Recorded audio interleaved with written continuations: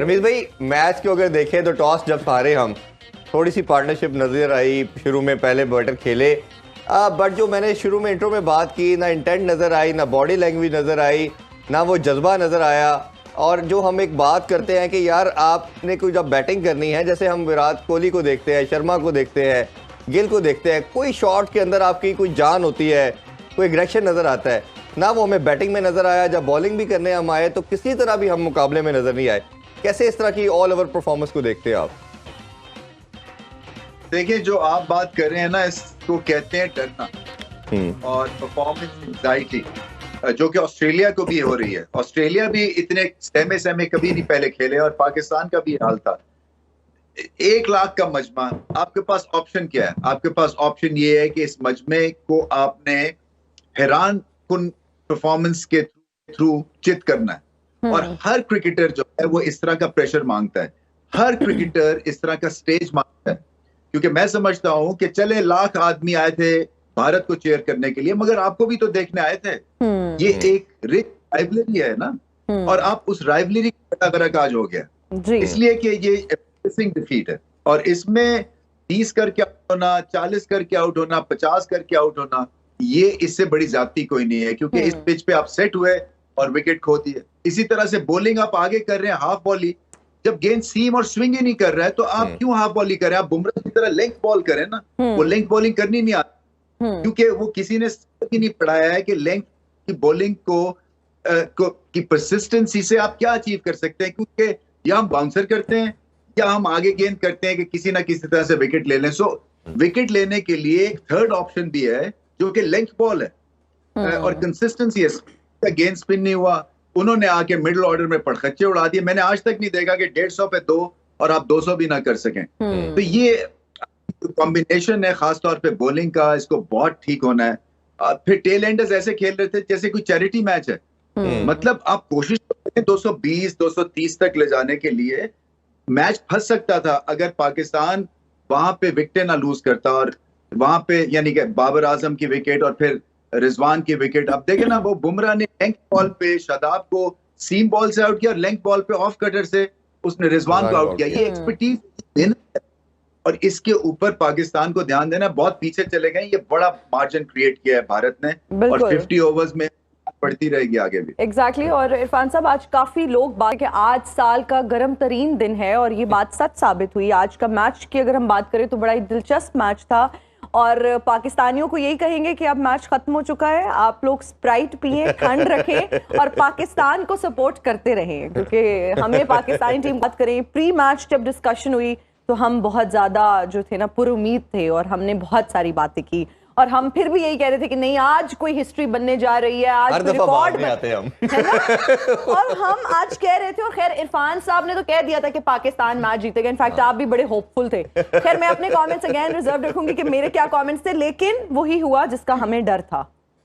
देखिए, हार और जीत में फर्क आज बहुत ज्यादा पड़ा। पहले भी हारते रहे, लेकिन लोग क्यों पसंद करते हैं पाकिस्तान इंडिया के मैचेस को?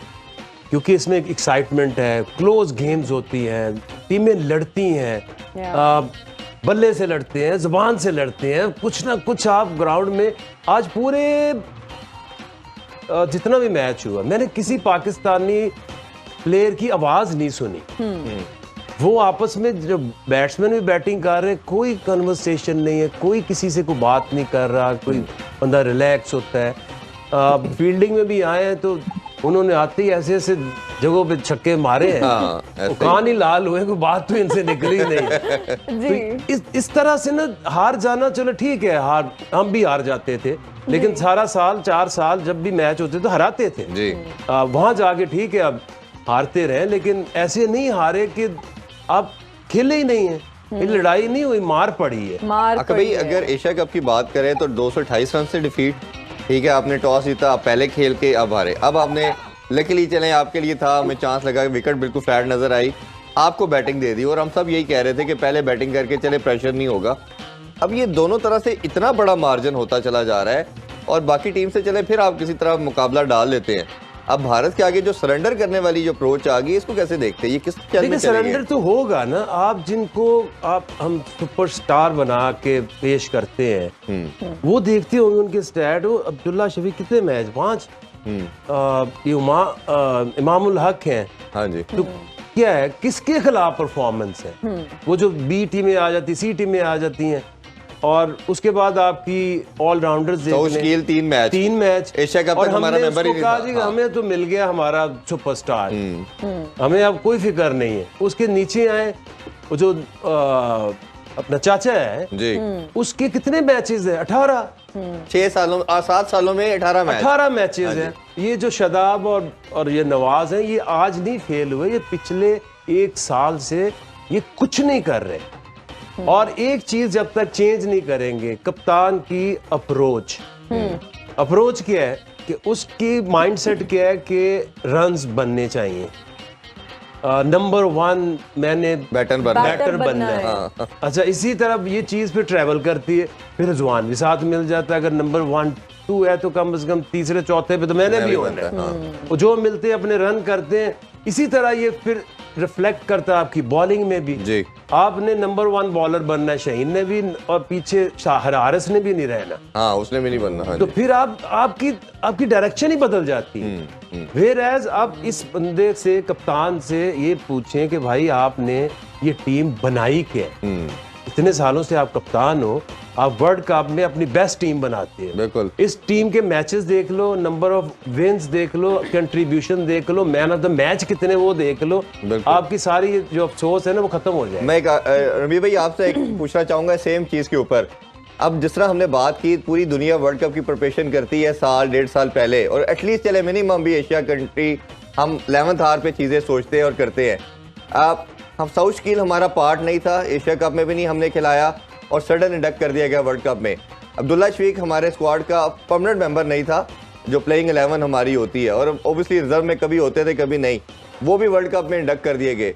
इफ्तिखार ने जिस तरह स्पिन को खेला, वो सारे इंडियन प्लेयर हंस रहे थे जब 2-4 बॉलें उन्होंने खेली। तो आपको क्या लगता है कि ये प्रिपरेशन का ये आलम था कि हमें अपनी प्लेइंग 11 का नहीं पता था, और जो सडन मेकशिफ्ट अरेंजमेंट हमने की है 11th आवर के ऊपर, बल्कि आने के बाद उसका ये सारा आपके ऊपर प्रेशर आया?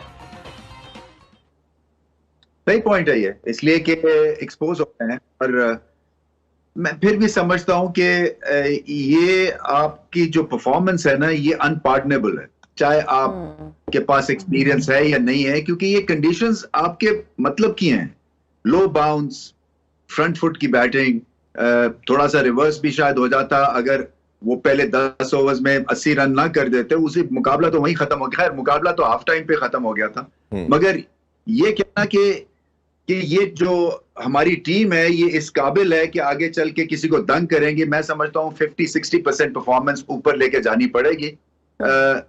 मुझसे होते हैं, मुझसे हो सकता है, मगर इस लॉट के साथ जब तक कि आपकी डायरेक्शन नहीं बदली जाएगी, और सिलेक्शन से लेके और एटीट्यूड से लेके और कप्तानी से लेके, आपको हर जगह जो है ना अपनी गेम को ट्वीक करना है, और वो ट्वीक करने के लिए आप ब्रेक डिसीजन लेने हैं, और वो लेने पड़ने हैं। वो इसलिए कि ये परफॉर्मेंस फोर्स करेगी आपको, क्योंकि आपने जरूर चोट खा के ही चीजें करनी होती है। मैं देख रहा हूँ ये पिछले कई सालों से ये चल रहा है कि जब तक चोट नहीं लगती है हमें समझ नहीं आती, और पहले हम चीजों को ठीक नहीं करते हैं, और फिर वही बात है कि पीछे भी बहुत काम होने वाला है। देखे ना, ये बुमराह हो गए, ये सिराज हो गए, ये पहले टैलेंट आइडेंटिफाई हुआ, इन पे काम हुआ है, स्किल लेवल इनका हर सीजन बेहतर से बेहतर है।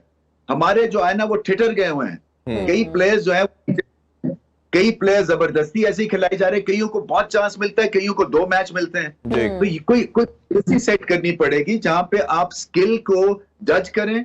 परफॉर्मेंस चले होती है, मगर स्किल लेवल आपके इंप्रूव होने चाहिए। यानी कि शादाब का गेंद स्पिन होना चाहिए, नवाज का गेंद स्पिन होना चाहिए। नवाज की बैटिंग की मुझे समझ नहीं आती है, इफ्तिखार की बैटिंग स्पिन के अगेंस्ट वो ऐसे लगते हैं जैसे कि उनको खेलना ही नहीं आता है। बिल्कुल ऐसे ही। फिर उसके बाकी जो है 40 करके आउट हो गए, यानी कि वो कभी सेट ही नहीं होते हैं, हमेशा डर लगा रहता है कि आउट होंगे। ये डर है, यू नो, फेलियर का डर है, ये आपको अपने ऊपर एतमाद नहीं है उसका डर है, हम भारत से हार ना जाएं उसका डर है। ये बहुत सारी चीजें मिलके आप पे प्रेशर क्रिएट करती हैं। जैसे मैंने कहा, ये ग्रेट मोमेंट था पाकिस्तान को हीरो बनने का, भारत को चौंका देने बैटिंग और बॉलिंग करनी, मगर ऐसा हुआ नहीं और आगे चल के बहुत मेहनत करने की जरूरत है। लोग कहते हैं पाकिस्तान वर्ल्ड कप से बाहर नहीं हुआ है, मगर कोई ऐसी हौसला भी नहीं मिल रहा है कि आपको लगे कि ये वर्ल्ड कप जीत जाएंगे। जी बिल्कुल इस